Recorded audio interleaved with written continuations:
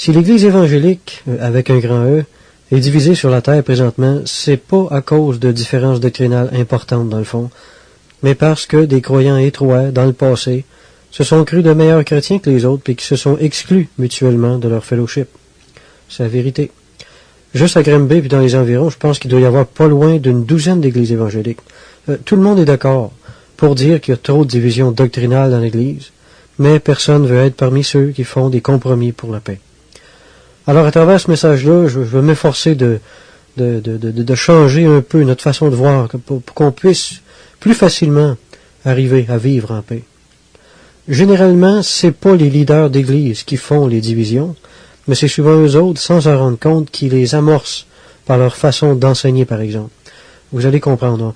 On va commencer par étudier le passage de Jacques 3, 13 à 18. Tout comme 1 Timothée 3, 1 à 7 nous expose les prérequis du ministère de pasteur, Jacques, dans ce passage-là, nous met ici devant les prérequis du don ministère de docteur ou d'enseignant, si vous préférez. Ce passage-là nous enseigne que d'avoir la connaissance des doctrines bibliques ne qualifie toujours pas pour exercer un ministère d'enseignement. Celui qui aspire à la charge d'enseignant doit d'abord, obligatoirement, posséder les vertus de caractère qui sont décrites dans ce passage-là. Lequel d'entre vous est sage et intelligent? Qu'il montre ses diplômes en théologie? Non, mais qu'il montre ses œuvres par une bonne conduite avec la douceur de la sagesse. Très important, ça. Même si on a toute la connaissance qu'il faut, notre cœur peut être encore très pollué par toutes sortes de mauvais sentiments. Par exemple, Jacques dit, si vous avez dans votre cœur un zèle amer et un esprit de dispute, ne vous glorifiez pas et ne mentez pas contre la vérité ou contre la conviction intérieure. Cette sagesse n'est point celle qui vient d'en haut, mais elle est terrestre, charnelle, diabolique. Car là où il y a un zèle amer et un esprit de dispute, il y a du désordre et toutes sortes de mauvaises actions.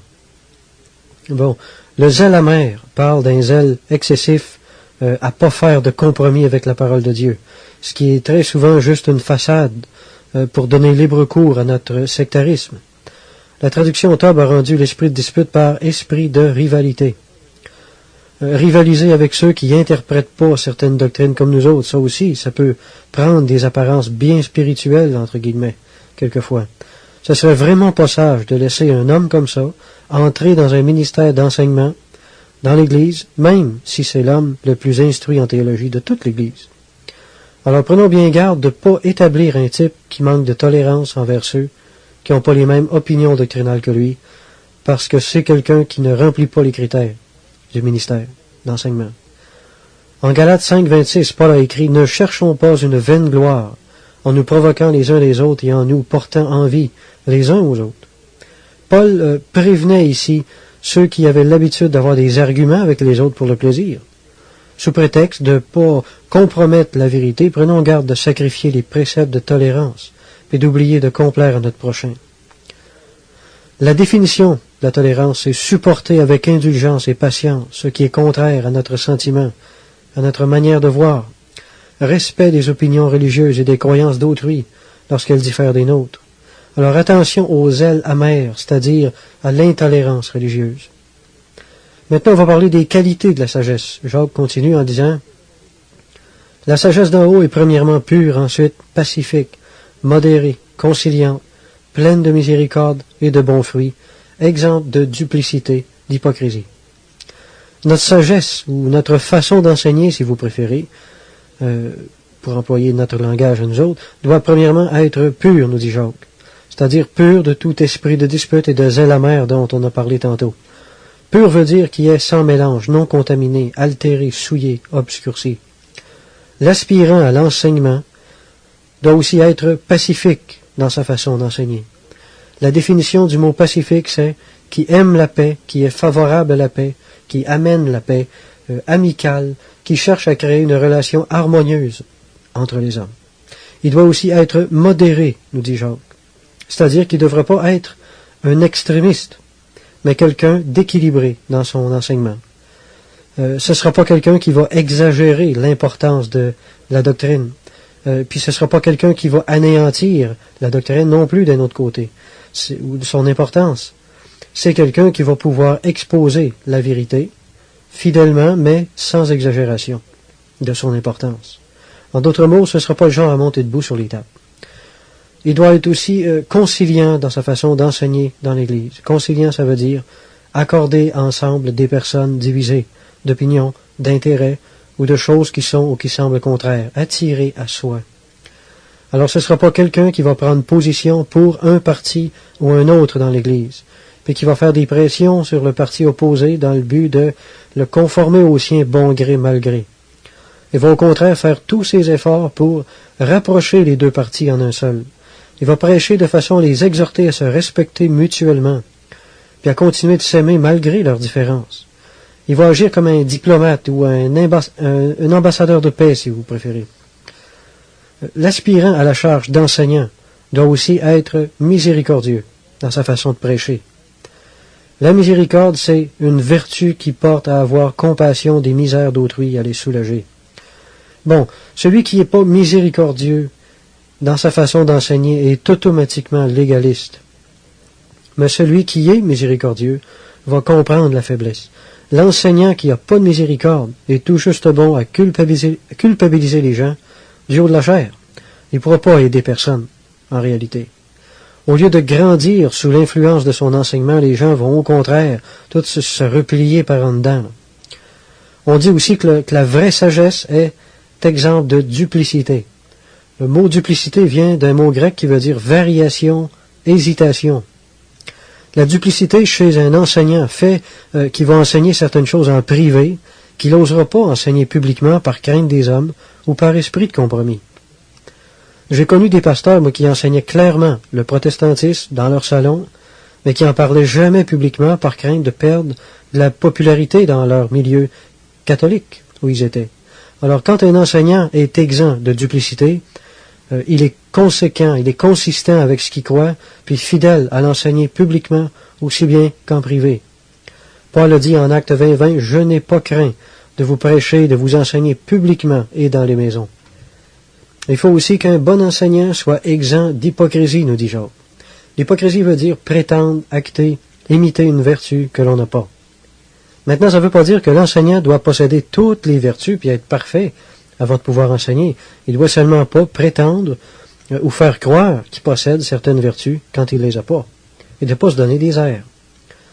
Il doit être homme à connaître et à reconnaître ses faiblesses, ses fautes devant l'Église. Il ne doit pas prêcher de façon à se montrer plus saint qu'il est en réalité. Il doit être honnête avec les gens à propos de ses propres difficultés.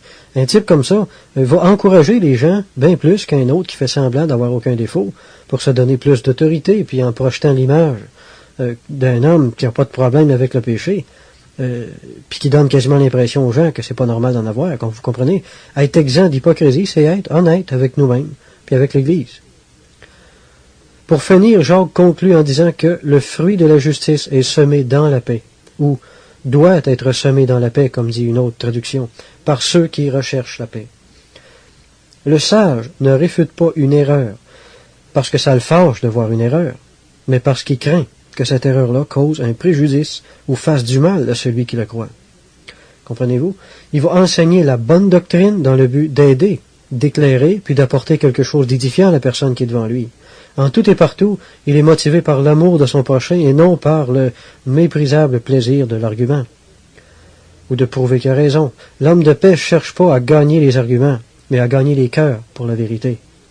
Celui qui aspire à l'enseignement doit avoir la réputation d'être un homme de paix, un homme qui apaise les disputes, un homme soucieux de nourrir la paix parmi les croyants dans l'Église. Autrement dit, sa douceur devra être connue de tous les hommes. La définition du mot douceur, c'est qualité de l'âme qui fait qu'on se prête aisément aux volontés d'autrui et que l'on traite les autres avec une indulgence inaltérable, façon d'agir éloignée de toute espèce de rudesse, violence ou de dureté. On est tous appelés à devenir sages. Alors, fuyons les duels de Bible. De disputer et juger les opinions doctrinales des autres, c'est bien tentant, j'en sais quelque chose, mais c'est contraire à l'esprit chrétien. Le sage ne provoque pas son prochain. Il peut avoir des ennemis, mais lui-même n'est jamais un ennemi pour personne. Alors, comme l'aspirant au ministère d'enseignant Efforçons-nous d'être en tout temps respectueux envers ceux qui ont des croyances différentes des nôtres, même si les croyances en question nous sont offensantes pour notre intelligence, même quelquefois. Si les deux parties peuvent pas discuter de leurs différences en toute amitié, ils ne devraient pas essayer de le faire. Éphésiens 4.3 nous exhorte à nous efforcer de conserver l'unité de l'esprit par le lien de la paix. Dans le fond, ce qui nuit à l'unité des croyants, c'est pas tellement les différences de point de vue, mais l'esprit de rivalité qui anime la chair de tant de chrétiens. Les différents points de vue sont rien que des prétextes pour la chair en réalité. Vous savez, la vraie paix dans l'Église, c'est pas une question de doctrine, mais d'attitude qu'on prend à l'égard des autres. Le chrétien charnel fait des efforts pour changer les autres puis essayer de les rendre compatibles avec lui-même. Mais l'homme spirituel, le sage, l'homme de paix au contraire, aspire à changer lui-même afin de mieux complaire aux autres. Pour moi, c'est pas important que les croyances théologiques d'une personne ne soient pas les mêmes que les miennes. Si sa piété est véritable, est authentique, cette personne-là est mon frère ou ma sœur dans le Seigneur. C'est John Wesley qui a écrit « Est-ce que ton cœur est aussi droit envers moi que le mien l'est envers le tien? Est-ce que tu aimes et sers Dieu? Cela est suffisant, je te donne la main d'association. » En Luc 9.48, il est écrit « Quiconque reçoit en mon nom, ce petit enfant me reçoit moi-même. » Une autre traduction a rendu « Quiconque accepte ou accueille comme étant bienvenu. » Jésus a dit en Luc 9.50, « Maître, plutôt Jean a dit, « Nous avons vu un homme qui chasse les démons en ton nom, et nous l'en avons empêché parce qu'il ne nous suit pas. » « Ne l'en empêchez pas, lui répondit Jésus, car qui n'est pas contre vous est pour vous. » Alors on voit ici que le Christ était très large. Dieu honore tout homme qui l'honore. Jésus n'a pas considéré cet homme-là comme quelqu'un à se méfier, quelqu'un à exclure, mais comme un allié. Ne conteste pas sans motif avec quelqu'un lorsqu'il ne t'a point fait de mal, dit Proverbe 3.30. Quelqu'un a écrit, « Il est interdit de dénigrer une autre secte. Le vrai croyant rendra plutôt honneur à tout ce qui se trouve digne d'honneur en elle. » C'est ce que le Christ a fait ici. C'est exactement l'attitude qu'on devrait tous prendre vis-à-vis des autres. C'est quoi la communion fraternelle dont parle la Bible? Bon, ça fait référence au fait qu'on est tous devenus frères de Jésus-Christ, parce qu'on a tous reçu le même esprit que lui, ou on a tous reçu les mêmes affections que lui, si vous préférez. Tous les croyants ont reçu le même esprit d'amour qui les pousse vers la même sainteté. C'est ça qui nous unit devant Dieu. C'est ça qui serait supposé nous unir dans l'Église également. Malheureusement, aujourd'hui, la communion fraternelle, les liens spirituels, ça suffit plus. Ce que beaucoup de leaders veulent de nos jours, c'est pas la communion fraternelle, c'est l'uniformité doctrinale. Il doit être affligeant pour Dieu de réaliser que croire les mêmes doctrines aujourd'hui, pour l'Église, c'est devenu plus important que de posséder le même esprit. Il y a un pasteur qui m'a dit que dans une certaine église qu'il connaît, les choses en sont à un tel point que si quelqu'un n'a pas la même interprétation de l'eschatologie que le leadership, il risque d'être mis en discipline. Où est-ce qu'on s'en va, dites-moi donc? Se vantant d'être sages, ils sont devenus fous. Pour être un meilleur témoignage dans le monde, c'est pas de plus d'argent ou de plus de missionnaires que l'Église a besoin aujourd'hui, mais plus de tolérance puis plus d'amour les uns vers les autres. C'est pas le nombre qu'on est qui fait notre témoignage. En fait, si on n'est pas ce qu'on devrait être, plus on va être nombreux dans le monde, plus on va être un mauvais témoignage. Comprenez-vous le raisonnement? Avez-vous déjà réalisé ça? Jésus n'a pas dit que le monde reconnaîtrait ses disciples à leur nombre ou à l'étendue géographique de leur dénomination, mais à leur amour, ce qui est très très loin d'être évident aujourd'hui. La théologie divise, les amis. Combien il y a de chrétiens qui étaient de bons amis, puis qui ont fini par arrêter de se voir parce qu'il y en a un des deux qui a changé d'église? Si notre amitié n'est pas capable de résister à cette pauvre épreuve-là, c'est parce que notre communion n'était pas établie sur les bons fondements. Par commencer, les chrétiens ne jouissent pas de communion fraternelle parce qu'ils croient les mêmes doctrines ou qu'ils vont à la même église, mais parce qu'ils ont le même Dieu, le même esprit, la même foi en Jésus, puis la même espérance. En tout cas, c'est ça qui serait supposé être. Toute autre base de communion entre nous autres est un déphasement. Paul a écrit, « Nous avons tous, en effet, été baptisés dans un seul esprit pour former un seul corps. » En commentant ce texte-là, le pasteur Benoît Rancourt a dit, « Voulez-vous voir quelqu'un de spirituel? Regardez s'il vit en unité avec les autres croyants. » Je n'ai rien qu'à amène à dire à ça. Moi, je crois que c'est le droit de tout chrétien en tout temps de choisir librement l'Église à laquelle il veut appartenir.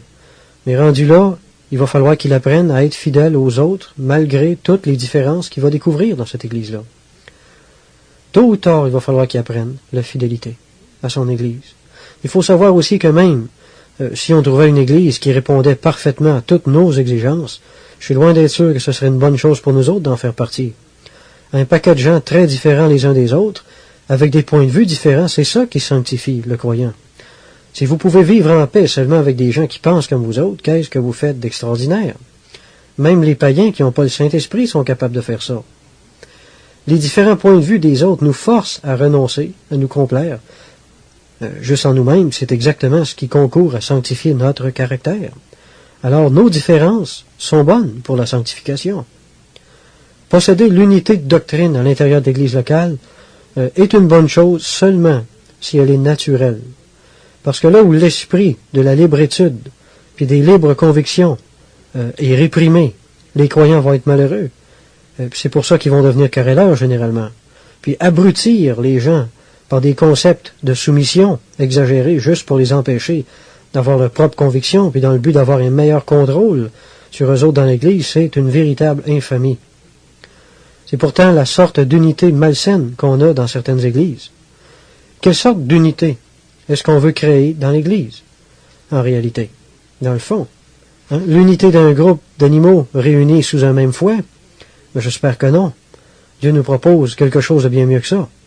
L'unité parfaite de doctrine, de croyance puis de pratique, c'est une chose qui n'a jamais existé, même dans toute l'histoire de l'Église. C'est impossible de croire tous les mêmes choses. Alors quand est-ce qu'on va arrêter de viser ce but-là tout le temps, puis de se battre pour ça, sans cesse? On ne sera jamais tous d'un même avis dans l'Église. Pourquoi qu'on n'écrit pas ça dans notre livre une fois pour toutes? On ne pourra jamais être du même avis sur tout. Mais on peut être d'un même sentiment, par exemple, en tout temps. Puis c'est à ça que Dieu nous appelle. C'est à ça qu'il faut aspirer de toutes nos forces. C'est à ça qu'on devrait travailler. C'est une chose bonne pour un leader de viser une certaine unité de doctrine dans l'Église, parce que ça peut contribuer à la paix. Mais leurrons-nous pas. L'unité doctrinale ne pourra jamais à elle seule produire la vraie paix, puis la vraie unité spirituelle à laquelle Dieu nous appelle. On doit plutôt viser à atteindre l'unité de l'esprit, en mettant l'emphase sur les réalités spirituelles qui nous unissent. Romains 14.1 dit « Faites accueil à celui qui est faible dans la foi et ne discutez pas sur les opinions. » D'autres traductions ont rendu « Recevez-le en votre confrérie, sans critiquer ses scrupules. » En d'autres mots, cherchez pas à avoir des arguments avec lui. Ne le confrontez pas. Ne le bousculez pas. Quand on lit ce verset-là, on est tous bien d'accord avec ça, parce qu'on pense qu'une opinion, c'est un point doctrinal qui n'a pas la moindre importance. J'ai des nouvelles pour vous autres. On a un exemple d'opinion ici dans le chapitre 14 de Romains. Alors, regardez ça comme il faut, puis vous allez voir que c'est loin d'être une question sans importance que Paul est en train de parler ici.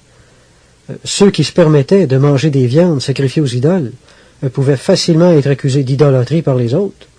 Et si c'était le cas, ils devenaient susceptibles d'être mis en discipline puis être exclus de l'Église. Puis ceux qui ne mangeaient pas de viande sacrifiée aux idoles pouvaient être accusés à leur tour d'être encore sous la loi puis de même pas être sauvés. Alors une opinion, c'est pas un point doctrinal sans importance. Une opinion, selon l'exemple que ce passage-là nous donne, c'est toute croyance sincère, quelle qu'elle soit son importance. Alors, pratiquement, Paul nous exhorte à ne pas confronter ou mettre en boîte des chrétiens qui croient, selon nous autres, des erreurs doctrinales, à moins qu'ils soient d'accord pour en parler eux-mêmes. Dans le cas contraire, on doit simplement respecter la sincérité et la foi de ces personnes-là. C'est ce que Paul prescrit dans tout le chapitre. C'est pas moi qui invente ça. Mais aujourd'hui, il n'y en a plus de respect. Souvent, un chrétien qui a une opinion différente à propos de quelque chose ne respecte pas les autres. Il monte debout sur les tables puis il essaie de faire des disciples. Des fois, le manque de respect vient du leadership. S'il y a quelqu'un qui développe une autre opinion doctrinale que lui, ou qui n'est pas d'accord avec le Saint Credo de la dénomination, on le convoque, on essaie de le faire changer d'idée. Puis même s'il s'agit d'une personne douce et qui aime la paix, on la menace de lui retirer toutes les responsabilités qu'il avait dans l'Église. S'il ne se rétracte pas. Bon, puis si ça réussit pas à l'intimider, On lui fait comprendre qu'il serait mieux peut-être de s'en aller. Je me souviens de la première église que j'ai fait partie. Moi puis le pasteur, on avait une différence doctrinale à quelque part. Moi, je lui disais, fais-toi-en pas, crains pas, je ferai pas de trouble à l'église avec ça. Je te promets que je vais garder mes convictions pour moi, puis que j'en parlerai pas à personne. Il me dit non, ça suffit pas. Je veux que tu renonces à croire ça, puis je veux que tu crois comme moi. C'est ça qu'il voulait. Bon, c'est ça que je veux dire par le manque de respect des convictions. Comment voulez-vous que la paix demeure, que la paix existe dans une église comme ça?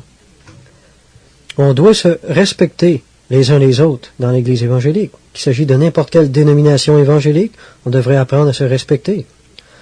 Puis même plus loin que ça, respecter la sincérité des croyances des gens qui ne sont pas dans les églises évangéliques non plus. C'est vrai que la sincérité ne sauve pas, mais Dieu ne nous a jamais dit de mépriser la sincérité non plus. Méprisons pas la sincérité qu'ont plusieurs témoins de Jéhovah ou plusieurs catholiques, par exemple. On devrait s'en réjouir, au contraire, puis regarder cette sincérité-là comme une opportunité pour nous autres. Là où il y a de la sincérité, il y a de l'espoir.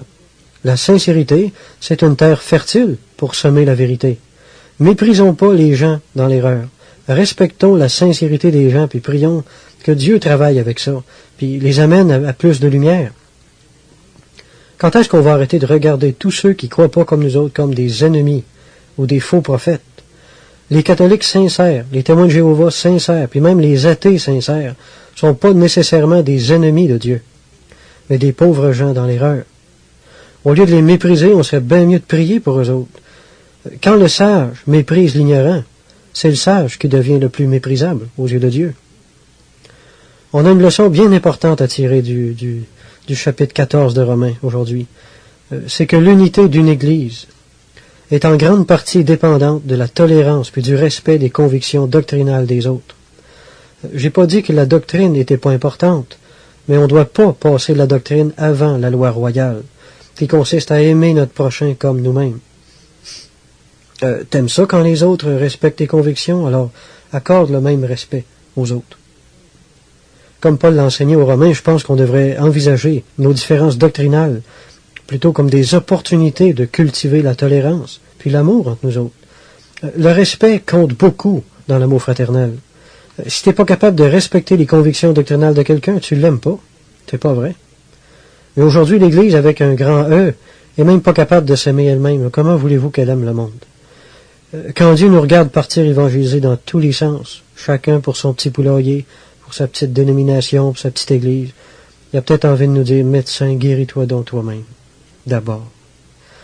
Dans une certaine église baptiste, il y avait un croyant qui avait des petites responsabilités dans l'église.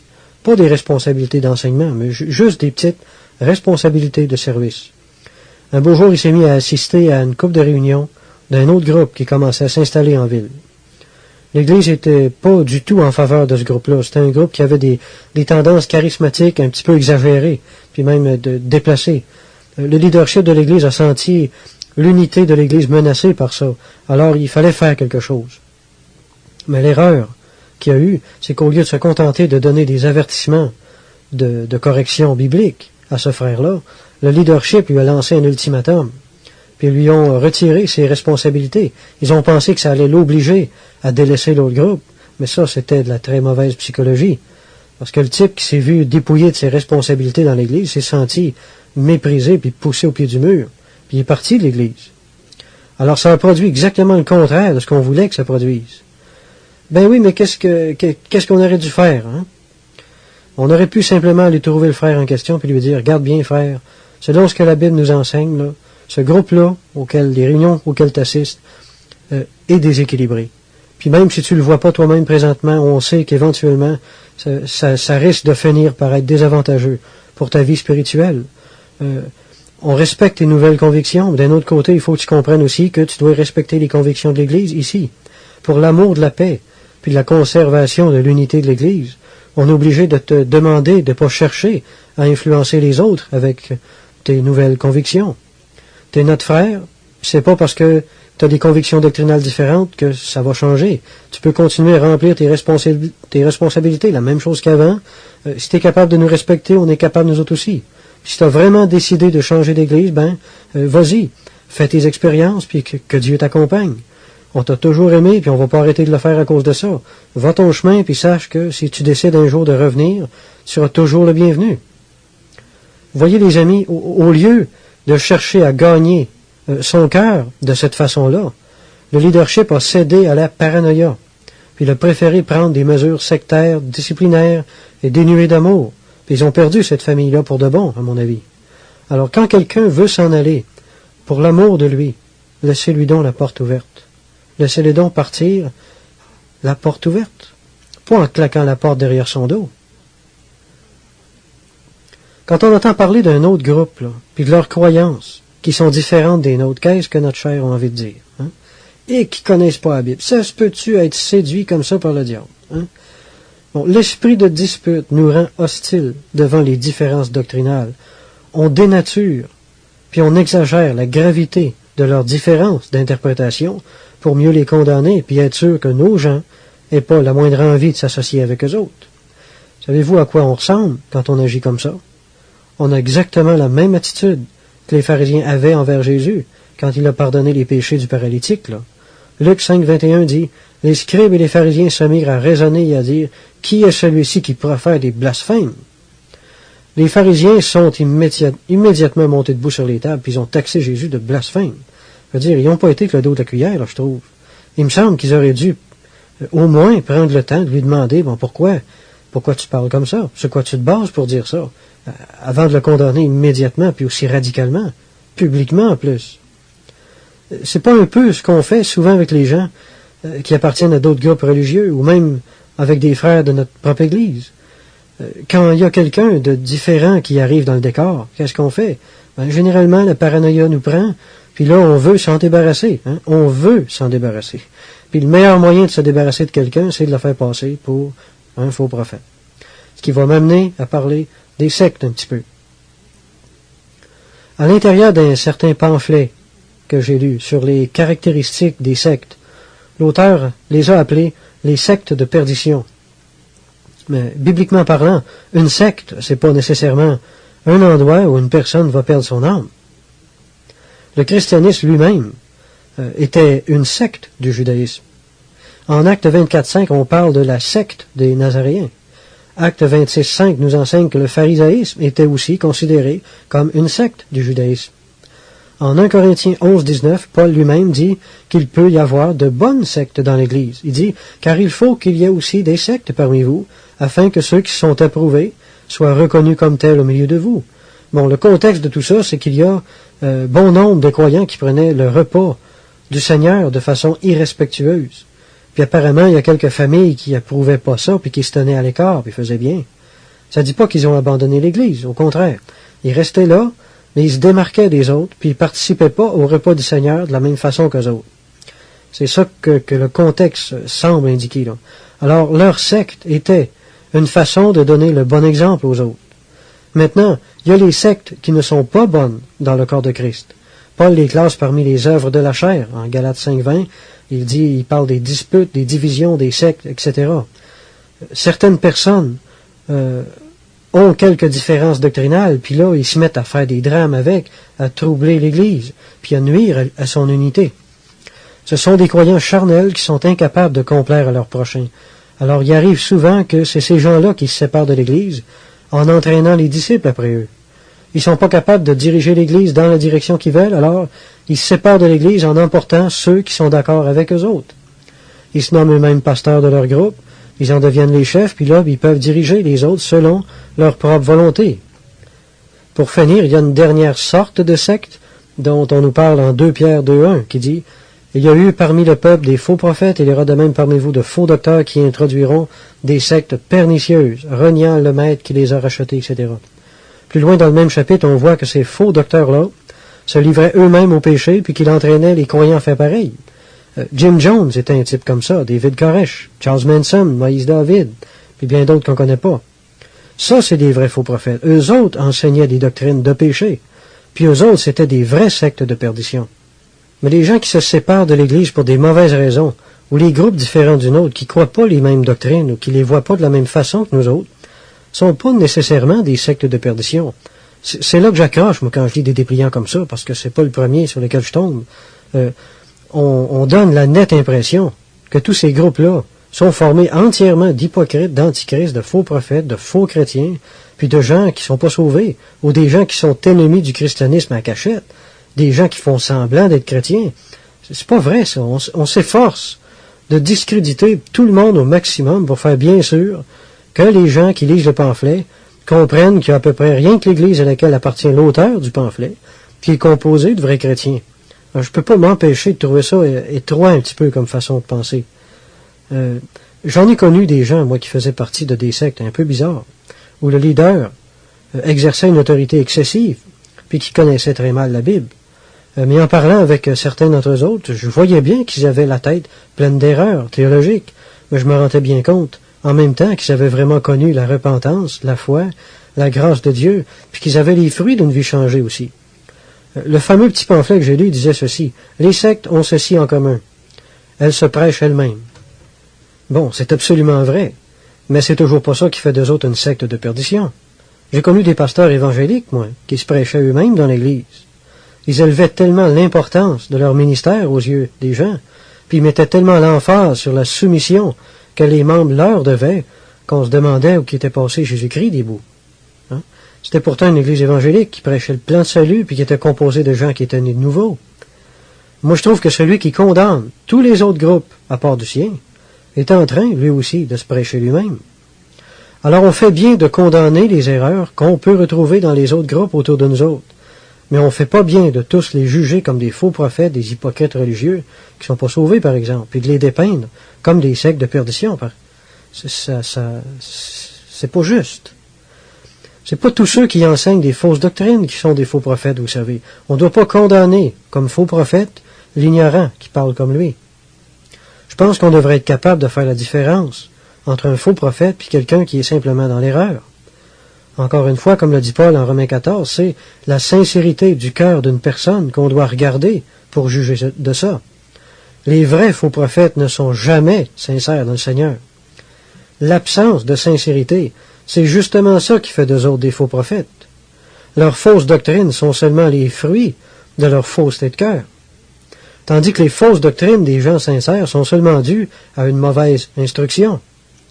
On se dit souvent, « Oh, si cette personne-là était sincère, elle abandonnerait son erreur puis elle accepterait ce que je lui dis. » Trompez-vous pas. Le fait qu'une personne tienne à ce qu'elle croit puis qu'elle se laisse pas convaincre facilement, ça ne veut pas dire qu'elle n'est pas sincère. Je pense que quand on dit ça des gens, c'est juste qu'on cherche vraiment des raisons pour les condamner. On est presque heureux intérieurement quand ils nous écoutent pas, parce que c'est ça qu'on attendait depuis le début pour se dire « Ah, je le savais, ils étaient pas sincères avec le Seigneur. » Vrai ou pas vrai? Il faut premièrement qu'on tienne compte de l'âge spirituel d'une personne. À cause d'un manque de maturité dans le Seigneur, il se peut bien que celui qui croit à l'erreur n'ait pas un esprit aussi enseignable qu'il devrait avoir, puis ça, ben, ça fait qu'il est borné un petit peu. Hein? Les chrétiens charnels ressemblent quelquefois à des faux prophètes. S'ils occupent une fausse position doctrinale, c'est peut-être parce qu'ils ont été endoctrinés de cette façon-là par quelqu'un d'autre au début de leur vie chrétienne. Qu'il s'agisse d'une bonne ou d'une mauvaise théologie, vous savez, c'est très très souvent juste une question d'école. C'est pas la question d'être ou non un faux prophète ou d'être sincère ou non. Il y a beaucoup de gens sincères qui ont été mal endoctrinés dès le début de leur conversion, puis qui ont vieilli avec ça, puis qui se sont affermis là-dedans. Alors, il ne faut pas être surpris si ces gens-là ne boivent pas nos paroles quand on vient leur présenter le contraire de ce qu'ils ont cru toute leur vie. On réagit bien pareil, nous autres aussi, quand il y a quelqu'un qui vient nous apporter quelque chose de différent de ce qu'on a appris. Pourtant, qu'est-ce qui nous dit que c'est pas nous autres qui est dans l'erreur? Hein? Je dirais même plus. À son retour, le Seigneur va tous devoir nous corriger à un endroit ou à un autre, vous savez. Ça veut-tu dire qu'on n'est pas sincère aujourd'hui, quand on lit la Bible? Ça veut-tu dire qu'on est des hypocrites? Ça veut-tu dire qu'on est des faux prophètes parce qu'on enseigne même ces choses-là? Alors allons pas trop vite avant de crier aux faux prophètes. Parce que si Dieu nous jugeait selon les mêmes standards qu'on juge les autres, je vous jure, ça nous ferait une belle tête des fois. Hein? Alors avant de condamner tous les groupes qui n'ont pas exactement la même théologie que nous autres, demandons-nous si c'est pas l'orgueil ou notre propre justice qui nous pousse à être intolérants puis à les juger injustement et sévèrement. La définition du mot intolérance est disposition à faire violence à ceux avec lesquels on diffère d'opinion. Quelquefois, il ne s'agit pas de la violence physique, mais de la violence verbale. On ne le fait pas devant eux autres, on le fait dans notre Église quand on parle d'eux autres.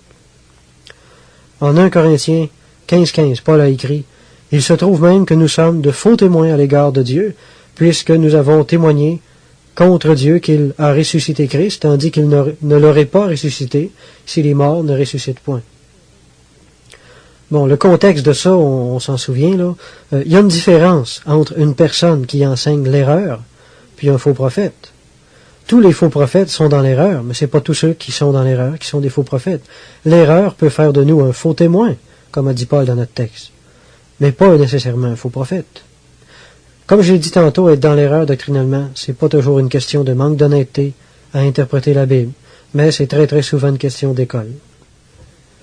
La plupart des gens, qu'il s'agisse des baptistes, des pentecôtistes, des témoins de Jéhovah, des adventistes ou des catholiques, n'importe qui, les gens demeurent généralement dans les doctrines dans lesquelles ils ont été enseignés au début de leur foi, entre guillemets. Là. Puis comme ils ne possédaient pas encore une connaissance des Écritures qui leur permettait de discerner eux-mêmes les choses qu'ils entendaient, ben, ils ont accepté ce qu'on leur enseignait, puis ils se sont fortifiés dans ces mêmes choses-là tout au long de leur croissance, s'il y a eu croissance. Au bout d'une dizaine d'années, ils sont collés au fond de la poêle, comme on dit. Ils ont des croyances figées. Mais c'est pas ça qui les rend plus méchants. Parce que si on veut être parfaitement honnête, c'est exactement le même processus qu'on a suivi nous autres mêmes, en tant que chrétiens. Tout ce qui n'est pas strictement fondamental devient une question d'opinion personnelle. J'ai le droit d'interpréter la Bible librement, selon ma conscience. Vous avez le droit de le faire aussi. Puis vous n'avez pas le droit de me pénaliser ou de me faire des menaces pour que je change d'opinion. Alors, à moins qu'il s'agisse vraiment de doctrines nuisibles et pernicieuses pour l'Église, je pense que dans l'intérêt de la paix, il est plus sage de laisser les gens conserver leurs propres opinions plutôt que de faire des histoires avec les moindres choses, puis de faire éclater l'Église en morceaux. Une erreur doctrinale, c'est pas la fin du monde, mes amis. Les différences doctrinales, quand il y a de l'amour, c'est pas dangereux pour l'Église. Mais celui qui sème le dogme, par exemple, va récolter la querelle puis la division. Moi, j'ai pour règle de jamais parler de doctrine avec un croyant d'une autre opinion que moi, sauf dans un but curatif, dans le but de lui apporter guérison dans le cas où il serait en train de souffrir à cause d'une mauvaise croyance. À un moment donné, il y a un croyant qui arrive chez nous comme ça, un jeune croyant, puis il était à la veille de quitter l'Église, il était débordé, il y avait des combats intérieurs, il était tout mélangé. Là, il m'a dit un peu ce qu'il croyait, c'est quoi qu'il chicotait, puis j'étais obligé de lui dire, mon pauvre ami, on t'a fait manger du poison, là. Spirituellement, tu t'es fait empoisonner par cette petite doctrine-là. Là. C'est pour ça que tu souffres aujourd'hui. Alors, je me suis permis là de parler de doctrine avec lui dans le but de le délier, puis de le libérer de cette fausse croyance-là qui le rendait malheureux. Alors, moi, je considère de plus en plus la théologie comme quelque chose de personnel. Cette foi que tu as, garde-la pour toi devant Dieu, Romains 14, 22. Que votre privilège ne soit pas un sujet de calomnie, Romains 14, 16. Pourquoi, en effet, ma liberté serait-elle jugée par une conscience étrangère, 1 Corinthiens 10, 29. Quelqu'un a dit, si je rencontre un frère qui n'est pas de la même position que moi, j'essaie de le convaincre. Si je ne réussis pas, je pardonne son erreur et respecte son intégrité. Paul a écrit, je vous exhorte, frères, par le nom de notre Seigneur Jésus-Christ, à tenir tous un même langage, à pas se parler dans le dos, autrement dit, et à ne point avoir de division parmi vous, mais à être parfaitement unis dans les mêmes points de vue, les mêmes doctrines, puis la même théologie, non, mais dans un même esprit et dans un même sentiment, 1 Corinthiens 1.10. La Bible parle beaucoup de ça, le même sentiment. Ayez un même sentiment, vivez en paix, 2 Corinthiens 13.11. Ayant un même sentiment, un même amour, Philippiens 2.2. À d'être d'un même sentiment dans le Seigneur, Philippiens 4.2. D'avoir les mêmes sentiments les uns vers les autres, Romains 15.5, des mêmes sentiments pleins d'amour fraternel, 1 Pierre 3.8. Ces textes-là, et bien d'autres, nous révèlent assez clairement la place que doivent occuper les sentiments dans la vie des croyants, c'est-à-dire ressentir ce que les autres ressentent. Être sensible, c'est essentiel à la réalisation de l'unité du corps de Christ. En Actes 15.39, ça dit de Paul et Barnabas, ce dissentiment fut assez vif pour être la cause qu'ils se séparèrent l'un de l'autre. Cet épisode-là dans la vie de Paul nous montre ce que ça peut produire, de ne pas être d'un même sentiment. Être en dissentiment, c'est de ne pas vouloir considérer les raisons qui portent les autres à ne pas être du même avis que nous autres. Quand on refuse d'essayer de comprendre le point de vue d'une autre personne, on fait rien que se complaire en nous-mêmes, dans le fond. Aux yeux de Dieu, mieux vaut être honnêtement dans l'erreur que de faire des querelles avec ce qu'on croit être la vérité. Considérons avec respect l'opinion d'autrui, même si elle est totalement à l'opposé de la nôtre. Soyons conciliants, aimons la paix et l'unité d'esprit. Si on ferait tout ça, il n'y en aurait pas de division dans le corps de Christ. Notre témoignage serait bien plus fort dans le monde. Mais le malheur, la tragédie de l'histoire de l'Église, c'est qu'elle a toujours passé la conformité théologique avant l'amour fraternel, avant la sainteté, puis avant l'édification dans la grâce de Dieu. Quand les doctrines sont devenues plus importantes que les vertus dans notre Église, je dis qu'on est égaré, là. Quand l'exactitude théologique est plus importante que l'édification, je dis qu'on a perdu le pourquoi Dieu nous a donné les Écritures. Il y en a une couple, je vous jure, là, qui mériterait bien de se faire enlever le Bible 2 ou 3 ans. Ça les forcerait peut-être un petit peu, enfin, à porter leur attention sur l'essentiel du christianisme, un peu plus. C'est quoi les fausses doctrines que les apôtres ont combattues ou défendues? Je vais vous déjà poser la question. En Galates, Paul a combattu le salut par les œuvres méritoires, puis il a défendu la justification par la foi. Bon, ça valait la peine de se battre pour ça, parce que c'était une question de salut pour les gens. En 2 Timothée 2,18, Paul a défendu la doctrine de la résurrection des morts, parce que c'est sur elle que repose toute l'espérance chrétienne, puis c'est elle qui motive la persévérance du chrétien. La résurrection, c'est ça qui fait toute la joie du croyant, en fait. Si on enlève ça au croyant, il n'y a rien qui va rester, je veux dire, il n'y a rien que la peur de l'enfer qui va rester pour le faire avancer. Ça fait pas des enfants forts. Si Paul avait laissé ça rentrer dans l'Église, cette fausse doctrine-là, qu'il n'y avait pas de résurrection, ça aurait eu des conséquences énormes. Alors on comprend pourquoi il a été si ferme en opposant ça. L'apôtre Jean, quant à lui, a censuré les faux docteurs qui niaient que Jésus soit le Christ, en 1 Jean 2, 22. Ça aussi, c'est important, pas vrai? L'apôtre Pierre a censuré les faux docteurs qui prodiguaient des perversions sexuelles aux jeunes croyants, en 2 Pierre 2, 18. Je veux dire, toutes les erreurs doctrinales que les apôtres ont censurées étaient des choses extrêmement graves, pas des choses insignifiantes comme aujourd'hui. Je connais une église de 400 membres qui a failli se diviser à propos de la question du port du voile. Bon, je comprends que ça vaille la peine de faire une division pour ça, c'est une question théologique tellement importante. Je veux dire, on ne peut pas faire de compromis. Ça n'a pas de bon sens. Moi, je connais un pauvre pasteur qui prêchait de faire des efforts pour s'éloigner du péché, là, puis de mener une vie digne du nom de chrétien. Puis il y a quelqu'un qui s'est levé durant la réunion puis qui l'a accusé de prêcher un salut par les œuvres. Je veux dire, le type est parti de l'église puis il s'est mis à faire des téléphones à plusieurs membres pour essayer de faire une division avec ça. Les moindres choses peuvent prendre des dimensions ridicules dans l'esprit de celui qui est étroit. Alors faisons attention à ça. Jésus doit regarder son Église aujourd'hui puis se dire « Père, pardonne-leur, car ils ne savent ce qu'ils font. » Des bouts, je vous jure, ça ne doit pas être encourageant. Quand Dieu regarde sur la terre, il voit des croyants divisés, mais il ne voit rien qu'une Église. Alors soyons comme Dieu. Élargissons-nous les uns les autres, les uns envers les autres, comme le disait Paul aux Corinthiens. Je ne veux pas dire qu'on devrait souscrire aux erreurs des autres sans jamais rien dire, mais on doit regarder au-delà des erreurs doctrinales des fois, puis voir le chrétien qui est derrière. Un évangéliste a dit, Dieu n'a pas mis les différentes églises sur la terre pour faire une course ou pour faire un concours de beauté, mais pour prêcher le salut au monde. Il y a un certain proverbe qui dit que quand 2 sages comparent leurs idées, ils en produisent une meilleure au lieu de se livrer combat. C'est un peu l'attitude qu'on devrait prendre, je pense, quand on rencontre quelqu'un qui croit différemment. Je parle de quelqu'un de chrétien, là, évidemment. Faire des grosses divisions avec de petites différences, c'est le propre du croyant charnel. Reconnaissons donc plutôt la richesse de nos différences, puis cessons de faire du mal au corps de Christ, du mal à nous-mêmes, puis à notre témoignage, dans le fond. En parlant des pharisiens, Jésus a dit « Laissez-les, ce sont des aveugles qui conduisent des aveugles. » En disant « Laissez-les », Jésus voulait dire « Allez-vous-en en paix, cherchez pas la chicane, partez, c'est tout. » Ça, c'est la job des prophètes, ça, de censurer. C'est pas la job de tout le monde. C'est vrai que les circonstances ne nous permettent pas toujours de fuir les confrontations, mais il est de très mauvais goût de les rechercher, par exemple. Il y en a plusieurs qui recherchent ça, qui aiment ça. J'ai connu un pasteur qui aimait tellement les confrontations. que dans ses excès de zèle, il courait derrière les religieuses, puis les témoins de Jéhovah dans la rue, pour le plaisir de pouvoir argumenter avec eux autres, dans le but de leur montrer sa supériorité en connaissance biblique. Mais un zèle comme ça n'est pas en harmonie avec l'esprit de Jésus. L'homme spirituel possède des sentiments beaucoup plus nobles.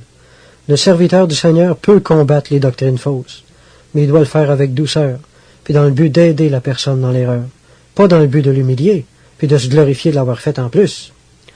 On doit regarder personne comme des adversaires, mais comme des âmes à délier puis à aider. Le sage, l'homme de paix, est l'adversaire de l'erreur, mais l'ami des gens qui le sont dans l'erreur.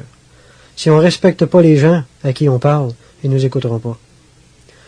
Pour que les gens nous écoutent, il faut qu'ils nous aiment. Puis ils vont nous aimer seulement si on les respecte. Un certain M. Keith Price a écrit quelques principes de communion fraternelle entre chrétiens que je trouve pas mal intéressants, puis je vais les énumérer ici, quelques-uns du moins. C'est dans la vie de Christ, pas seulement dans la compréhension des Écritures, que se situe le fondement de notre communion fraternelle. Ceux qui participent à la vie de Christ participent automatiquement à la nôtre. Notre communion découle beaucoup plus d'une relation d'amour que d'un échange sur des points doctrinaux. Nous cherchons donc à démontrer que la vie de Dieu par Jésus-Christ crée un lien plus fort et plus étroit entre chrétiens que celui que pourrait créer une appartenance à une même organisation ou à une même Église. Une vie commune en Jésus-Christ définit le fondement même de notre communion fraternelle. Ainsi, nous ne rejetons aucune personne en raison du système, de l'organisation ou de la dénomination auquel cette personne pourrait être affiliée. À nos yeux, il n'est pas responsable de ce qui se passe dans ce système, cette organisation ou dénomination. À moins que des chrétiens nous demandent d'agir à l'encontre de ce que notre conscience nous dicte, nous conserverons nos liens fraternels. Ceci signifie, si nous saisissons bien le message des Écritures, que nous ne nous séparerons pas de nos frères, sauf si eux-mêmes se séparaient de Christ. Nous ne jugeons pas la communion fraternelle nécessairement synonyme d'accord absolu. C'est pourquoi nous estimons qu'il est parfois important d'exprimer notre amour tout en se soumettant aux autres malgré le manque d'accord. Ainsi, nous n'empêchons pas qu'un plus grand bien susceptible d'en résulter puisse se produire. Refléter un amour prêt à couvrir les fautes est plus conforme au comportement biblique que celui de constamment relever les sujets de désaccord. Conséquemment, nous serons davantage connus pour notre amour que pour ce qui nous oppose. Nous respectons les gens et nous ne voulons pas les pousser à agir en uniformité avec les autres sans qu'ils aient la conviction de le faire. Plutôt, notre communion dans l'esprit servant à la discussion de nos divergences devient donc un moyen très efficace de conduire les autres ou d'être soi-même conduit vers la lumière de la parole de Dieu. Fin de citation. Moi, je dis qu'un vrai croyant peut pas être dans l'erreur. Il peut pas être dans l'erreur pour la simple raison qu'en étant en Christ, il est dans le véritable, nous dit l'Écriture. Il peut se tromper dans l'interprétation de certains versets bibliques, mais ça fait pas de lui un incroyant pour autant. Il n'y a pas de pire erreur que de se croire seul dans la vérité. Puis il n'y a pas de pire enténèbrement que de se croire seul dans la lumière. Lequel est le plus pharisien? Celui qui l'est ou celui qui accuse tous ceux qui ne font pas partie de son groupe d'en être? Alors, reconnaissons que quiconque pratique la justice est né de lui, malgré les erreurs auxquelles il peut encore adhérer.